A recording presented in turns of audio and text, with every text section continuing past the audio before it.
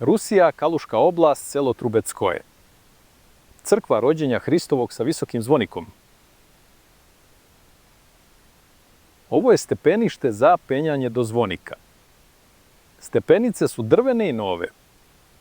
Arhitekta nije napravio stepenište od cigle. I pričvrstili su ovo drveno stepenište gdje god su mogli. Ružno i nezgodno.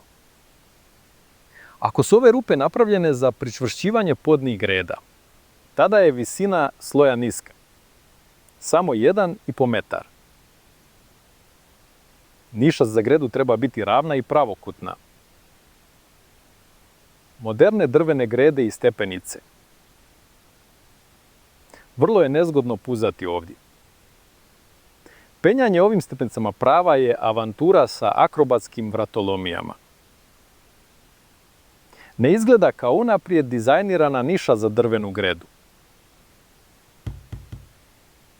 Ova strana je također nepravilnog oblika. Bubanj kupole hrama.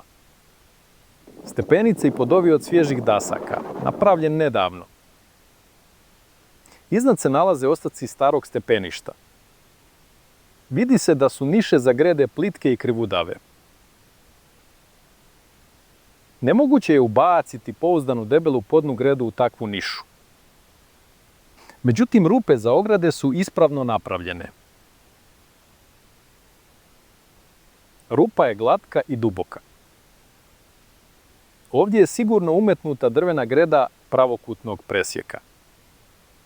Ali ovo su rupe za pričvršćivanje ograda ili za štitove koji pokrivaju otvore zvonika. Na vrhu su ostaci starog drvenog stepeništa. Na pola pokvareni komadi drveta. Stepenište je izvedeno po unutrašnjem obodu zvonika. Rupe za grede su izbijene u zidu. Krive rupe sa nazubljenim ivicama. Na ivici je ostao mali komad cigle. Staro drveno stepenište. Vidi se da je naknadno priložen. Čudna rupa za podnu gredu. Ne poravnava se vodoravno s rupom na drugoj strani luka. Arhitekta je sagradio visoki zvonik od cigle. Ali nije napravio plafon i stepenice do vrha.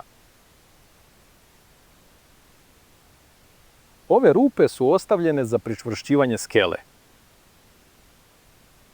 U zvoniku uopšte nije bilo stepenica.